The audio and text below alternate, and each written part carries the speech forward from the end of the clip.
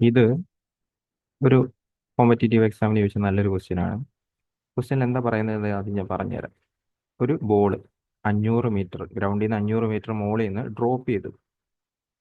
Okay, അത് ഓരോ തവണ ബൗൺസ് ചെയ്യുമ്പോഴും 4/5 times of its A very last bounce. അതായത് ഓരോ തവണ ബൗൺസ് ചെയ്യുമ്പോഴും ഇതിന് തൊട്ട് മുമ്പുണ്ടായിരുന്ന ഹൈറ്റിന്റെ 4/5 ഹൈറ്റിലോട്ട് ഉയർന്നു പോകും. ഓക്കെ, ഇപ്പോൾ ഇവിടെ 500 ആണെങ്കിൽ ആദ്യത്തത്, രണ്ടാമത് 400 വരും. 500 × 4/5 വീണ്ടും താഴോട്ട് വരും, പിന്നെ മുകളിലോട്ട് പോകും. അങ്ങനെ അങ്ങനെയാണ് ഇത് വരുന്നത്.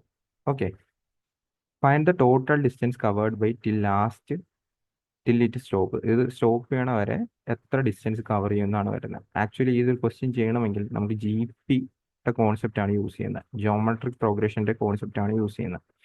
അതുപോലെ തന്നെ ഞാൻ ഈ ഒരൊറ്റ ഫിഗറിൽ വരച്ചു കഴിഞ്ഞാൽ ഇത് ഭയങ്കര വൃത്തികേടായിരിക്കും. കാരണം ഇത് ഉദ്ദേശിക്കുന്ന 500 മീറ്ററിൽ നിന്ന് മുകളിലോട്ട് വന്ന് പിന്നെ നേരെ ബൗൺസ് ചെയ്ത് 4/5 വന്ന് പിന്നെയും 4/5 വരും. അങ്ങനെ അങ്ങനെ ഇങ്ങനെ ഇങ്ങനെ വരും. ഒരേ ഫിഗറിൽ തന്നെ വരും. അപ്പോൾ അത് ഒഴിവാക്കാനായിട്ട് ഞാനൊരു വേവ് പോലെയാണ് ഇത് വരയ്ക്കാൻ ഉദ്ദേശിക്കുന്നത്. അപ്പോൾ ഇതാണ് ഗ്രൗണ്ട് എന്ന് വിചാരിച്ചു. ആദ്യമേ 500 മീറ്റർ മുകളിൽ നിന്ന് ഇത് ഡ്രോപ്പ് ചെയ്തു. ഉം. അത് തിരിച്ച് താഴോട്ട് വന്ന് വീണു. വീണിട്ട് ഇത് ഉയർന്നു പൊങ്ങി. അത് എത്രയായിരിക്കും? 500ന്റെ 4/5. 500ന്റെ 4/5 എന്ന് പറയുമ്പോൾ എത്രയായിരിക്കും? 400. പിന്നെയും ഇത് ഡ്രോപ്പ് ചെയ്യും. പിന്നെയും 400ന്റെ 4/5. അങ്ങനെ അങ്ങനെ അങ്ങനെ അങ്ങനെ ഇത് പോവുമായിരിക്കും ചെയ്യുന്നത്. ഓക്കെ, ഇത് ഇങ്ങനെയല്ല ഒറിജിനൽ ഫിഗർ വരേണ്ടത്. ഞാൻ വരയ്ക്കാൻ എളുപ്പത്തിന് വേണ്ടിയാണ് ഇങ്ങനെ ചെയ്തത്.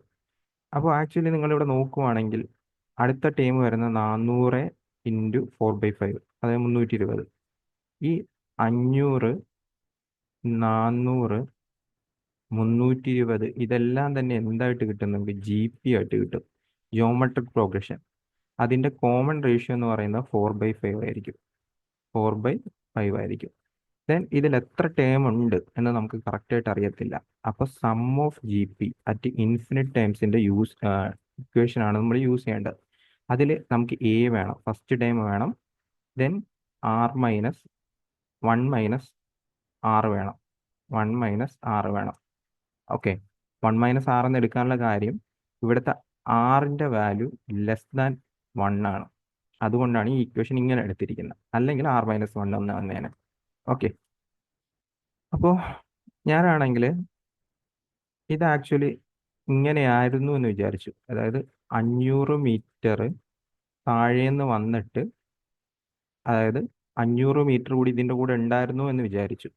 ഓക്കെ, 500 മീറ്റർ കൂടി ഇതിൻ്റെ കൂടെ ഉണ്ടായിരുന്നു എന്ന് വിചാരിച്ചു. അങ്ങനെയാണെങ്കിൽ ആക്ച്വലി എനിക്കിതിനെ 2 × 500 + 400 + 320 + അതിൻ്റെ 2 ടൈംസ് എന്ന് എനിക്ക് എടുക്കാം. കറക്റ്റ് അല്ലേ? ഒരു 500 കൂടി ഉണ്ടായിരുന്നുവെങ്കിൽ ഈ ഐറ്റത്തിന്റെ സമ്മ് കണ്ടുപിടിക്കാം. കാരണം ഇതെല്ലാം 2 ടൈംസ് വരും. ഇപ്പം 400 ഹൈറ്റിലോട്ട് ഡ്രോപ്പ് ചെയ്തിട്ട് പിന്നെ ഇത് ഉയർന്നു പൊങ്ങും. 400ലോട്ട് താഴോട്ട് വീഴും, പിന്നെ ഇത് ഹൈറ്റിലോട്ട് വരും. അപ്പം എങ്ങനെ വന്നു കഴിഞ്ഞാലും, അതായത് ഇപ്പോൾ ഇതാണ് ഫിഗർ എന്ന് വിചാരിക്കാം. ഓക്കെ, ആദ്യമേ ഇത് എന്ത് ചെയ്യും? താഴെ പോയി ബൗൺസ് ചെയ്യും. ബൗൺസ് ചെയ്തിട്ട് 400 ഹൈറ്റിലോട്ട് വരും അല്ലേ? പിന്നെ താഴോട്ട് വീഴും. അടുത്ത ബൗൺസിൽ ഇത് 320 വരും, പിന്നെ 320 താഴോട്ട് പോകും. അങ്ങനെ 500 ഒഴിച്ചിട്ട് ബാക്കി എല്ലാം 2 ടൈംസ് വരും. അപ്പൊ 500 കൂടി ഉണ്ടായിരുന്നു എങ്കിൽ എനിക്ക് ഇങ്ങനെ എഴുതാം അല്ലേ? പക്ഷെ 500 ഇല്ല. അപ്പൊ ഇത് 500 കുറയ്ക്കണം. ഇതിൽ നിന്ന് 500 കുറയ്ക്കണം.